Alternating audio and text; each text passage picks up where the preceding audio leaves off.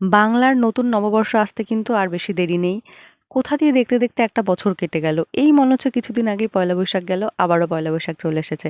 তো আগের বছর তো আমি সেরকম একটা ভিডিও বানাতাম না। কিন্তু এই বছর তো আমি বানাই। তো তোমাদের সাথে গেট রেডি ভিডিও শেয়ার করব না সেটাও কি হয়? না, না, একদমই হয় না। আচ্ছা দেখে বলো তো এই শাড়িটা একদম ঠিকঠাক আছে না পয়লা বৈশাখের লুকের জন্য? এই হ্যান্ডলুমের শাড়ির সাথে ম্যাচিং ব্লাউজ আমার তো মনে হচ্ছে ঠিকঠাকই আছে। আর আমি না যেকোনো মেকআপ লুক শুরু করার আগে প্রথমেই ভালোভাবে একটা লিপ বাম ঠোঁটে ভালো করে ঘষে নিই। কারণ আমার একটু ড্রাই লিপসের প্রবলেম আছে কি না? যাই হোক, চলো এবার মেকআপটা শুরু করি। ভালো করে একটা ওয়েট টিস্যু দিয়ে মুখটা পরিষ্কার করে নিয়ে প্রথমেই আমি টোনার অ্যাপ্লাই করেছি, তারপরে অ্যাপ্লাই করেছি জেল, মানে পন্সের সুপার লাইট জেল। এই জেলটা আমার দারুণ ফেভারিট, দারুণ পছন্দের।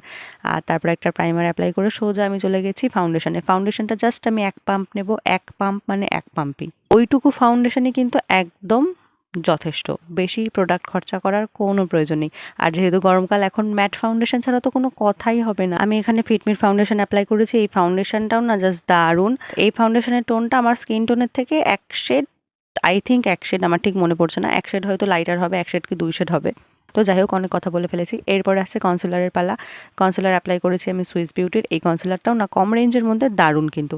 তো ভালো মতন আমি ব্লেন্ড করে নিয়েছি। ব্লেন্ড করার পরে যেহেতু গরমকাল, পাউডার তো একদম স্কিপ করা যাবে না। পাউডার অ্যাপ্লাই করেছি।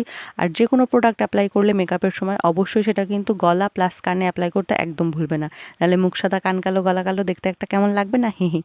এরপরে হচ্ছে আইলাইনার। আইলাইনারটা আমি কি মুহূর্তে আগে পড়েছিলাম আমি জানি না। পরে নিয়ে আবার মুছে তারপরে আবারও পড়েছি। কারণ আইলাইনার আমার একবারে জীবনে কোনোদিনও ঠিকঠাক মতো পড়া হয় না। আর হালকা একটা নিউডিশের উপরে হালকা শিমার অ্যাপ্লাই করে একটা আই লুক ক্রিয়েট করার চেষ্টা করছি। তারপরে কিছুটা মাস্কারা দিয়ে লিপস্টিক দিয়ে আমি আবারও শুরু করেছি ব্লাশ পরা। কারণ আমি ব্লাশ তো ইউজ করি না। মাঝে মধ্যে একটু শখ হলে লিপস্টিকটাকে ব্লাশ হিসেবে অ্যাপ্লাই করে নিই। ব্লাশ অ্যাপ্লাই করার পরে লিপস্টিক পরে এবার চলে এসেছি আমার মেকআপের সব থেকে ফেভারিট পার্ট, হাইলাইটার। ভাই হাইলাইটার গ্লো হতে হবে, গ্লো গ্লো।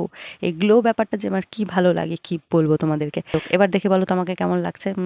আমি জানি ভালো লাগছে। এ দেখো সত্যি কথা বলবে, কিন্তু সত্যি কথা বলবে। ভালো লাগলেও বলবে, না লাগলেও বলবে। আর আমি না অনেক দিন বাদে টিপ পরেছিলাম, আমার একটু এক্সাইটেড লাগছে। আমি না টিপ সেরকম একটা পরি না। আমি শাড়ি পরলেও টিপ পরি না। আমাকে অনেকে বলে টিপ পরবি, দেখতে ভালো লাগবে, সুন্দর লাগবে, মিষ্টি লাগবে, কিন্তু আমি তাও কেন জানি না আমি টিপ পরি না। এরপর পরে নিয়েছি একটা কানের। এই কানেরটা না আমার মা আমাকে দুর্গাপুজোর সময় একটা মেলা থেকে কিনে দিয়েছিল। সুন্দর না? ওকে, ওকে, বাই। আজকের ভিডিওটা এইটুকুই। দেখা হবে আবার পরবর্তী কোনো ভিডিওতে। ততক্ষণ সবাই ভালো থেকো, সুস্থ থেকো। আর আমার আজকের ভিডিওটা কেমন লাগলো অবশ্যই জানিও। আর ভালো লাগলে ফলো করতে ভুলো না কিন্তু। টাটা।